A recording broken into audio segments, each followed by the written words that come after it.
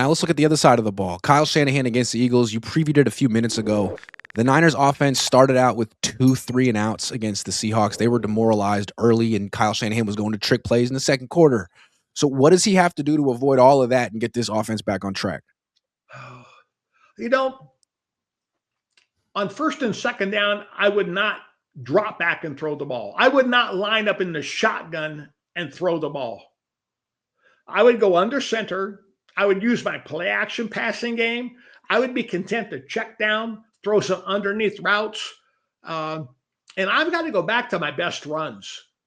You know, I go back and I look at things about what Kyle has run in previous ball games that have worked, you know, where they've run some outside zone, especially more to their left than they have to the right with effectiveness. They've run the crack tag scheme over there, but they also have run some inside runs with design cutback concepts where they've come back and sliced against the grain. They've even pitched the ball to McCaffrey, and it's an inside pitch with a. It looks like he's going out to the right, then he comes back to the left. It's designed and blocked that way, see? Yeah. So therefore, they can start the defense flowing and then have a built-in design blocked cutback scheme with it. He needs to bring some of those things back. You know, I remember years ago when the Rams were playing the Redskins in the playoffs, back when they were called the Redskins. The Redskins had a bye week going into the game against the Rams. So they go back to play him back in Washington, and Joe Gibbs had done a self-scout. They put all the stats up on the wall, and if a run did not average a certain amount per carry during the season, he says, even though it was a favorite run, he goes, we're not running it. And they went out and they scored 40-something points against the Rams, and they basically ran a self-scout and took only their best plays, not the ones that maybe they liked the best, but the ones which statistically performed the best, and that's what they ran for their offensive game plan. And they lit up the scoreboard. So my advice to Kyle is, hey, forget what you like.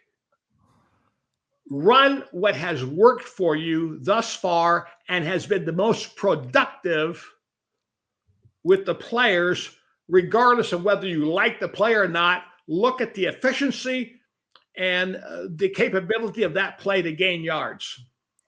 You know, we always give Kyle a pass play. We offer him a pass play to use in the upcoming game. We're going to do that in a minute. But I think what's interesting about this week, he has to run the ball. They had no run game against Seattle. Absolutely none. Seattle has the best run defense in the league by a lot. The Eagles' run defense is pretty mediocre statistically. If the Niners can't run the ball, they're going to lose because that pass defense is statistically better than the Seahawks pass defense. There's an opportunity to run the ball. They have some like 240-pound edge setters.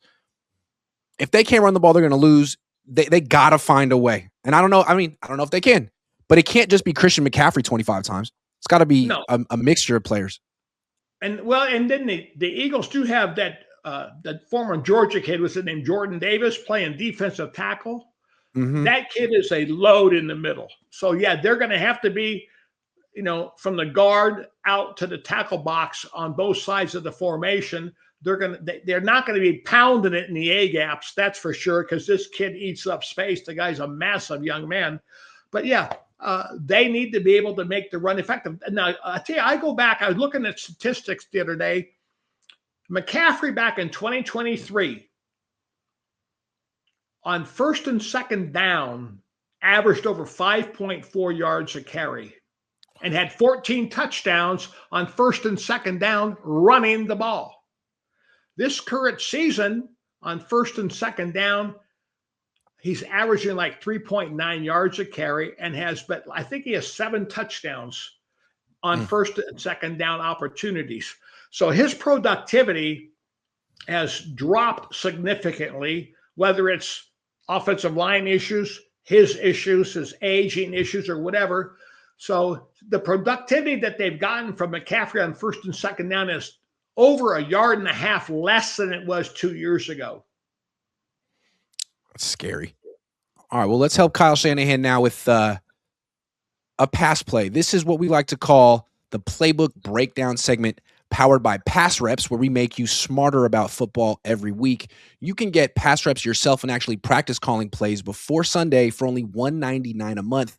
Just go to passreps.com or click the link in the description. It's also on the screen. All right, Tom, what are we looking at today? Okay, now this is more of a ball control kind of play. I'm looking for a completion here. I've got a square in on the outside by the single receiver, the X over there. I'm not even thinking about that. Okay. I'm just, let him go out and jog out for a long one. I go into an empty alignment like this, and I can even do this with use check, or if I wanted to get creative, I could have Tongas over there as the F on that spot route. And then I have McCaffrey running the corner route to the other side. I got Kittle in the flat. And then, Juwan Jennings, who is not a vertical threat, is running the spot route on the strong side. Now, this spot concept is if it's zone, I'm going to sit down somewhere in the guard tackle box. If it's man to man, it looks like I'm starting to run the mesh concept, and I arrow back out versus man coverage. So I have an option versus man as well as versus zone. And I'm only throwing the ball 5 or 6 yards beyond the line of scrimmage. So I'm looking for, the 5 and 6 yard completion on first and second down from under center, just to keep the sticks moving. Or if I'm going empty set, I can line up in the gun, buy myself a little bit more time in protection purposes, but I can be able to make this work off of a 3 and 2 drop from under center. And I'm looking for a couple completions. And you can see right there where the guys versus man, they arrow back out. If it's zone, sit down. You sit in that area. Yeah. Yeah. And so I've seen the Niners practice that a million times. Yeah. And then it fits with the mesh concept where if it's man to man on 3rd and 4 to 5, and I'm expecting man coverage, they can go ahead and cross on the mesh concept. And I've got man beaters built into it, as well as opportunities versus zone to adjust and sit down. I like this because, as long as your passing game is, as long as the wide receivers are the worst part of your passing game, you should have a lot of these types of routes, and you have so many players on your team that can run them. Jennings can run it. McCaffrey, Kittle, Tonjas, Juszczyk. They all can run these little option choice route, dodge routes. Yeah. And the other night, it was 3rd and 4, and they had the former Ram kid on the left side catch a ball where he had to come back, and he ended up being short of the sticks. If it's 3rd and 4, run your route at 5 to 6 yards. Don't run it at 4 yards and be right at the sticks, and then all of a sudden you got to come back to make the catch, and you end up 4th and 1 because you don't have a run after the catch because the defender's just right on your back. Get 2 yards beyond the chains, whatever is needed for the first down, rather than be right at the sticks and you're trying to execute. I'm sorry, you don't want to be 4th and 1. If it's 3rd and 4, you want the first down. You don't want to be 4th and 1 because you're running, by the time you make the catch, you end up with a 3-yard route. That's a killer. Oh my goodness. John Madden used to go nuts. 3rd and 8, and you're running a 6-yard route. Are you crazy? Run the route to get the first down. Come on, give me a break.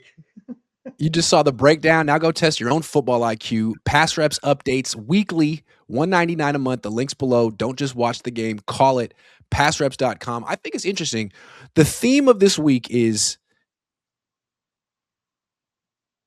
don't get greedy. Check the ball down. Get the ball out of Brock Purdy's hands. He can do it, but that's the Mac Jones offense.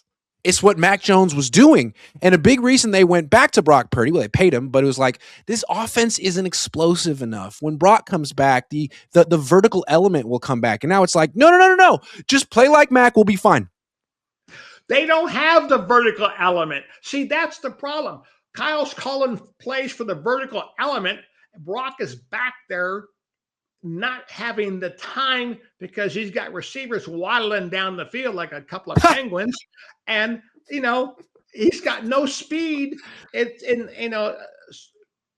Brock's back there like salt and pepper in the ball and peeling and eating it like a banana because he's got nowhere to go with the ball. He's back there. He's finished his drop. He gathers. He sets his feet. And now he's waiting for okay, can somebody get to the depth where they're supposed to be now where I can make a read to throw the ball? And the receivers are still running, and he's ready to throw the ball. And they haven't gotten to the spot yet where they need to be predicated upon the pattern called. you know what?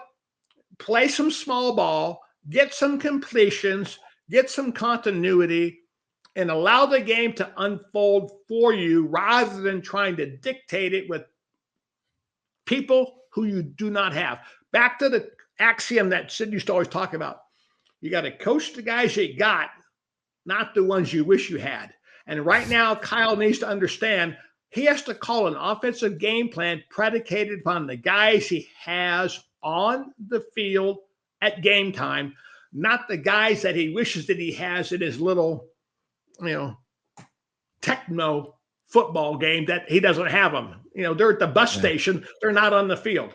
Got to play with the guys you got, not the ones you wish you had. And he's got to find a way to make it work with the guys he's got. Otherwise, they're home for, the rest of the winter.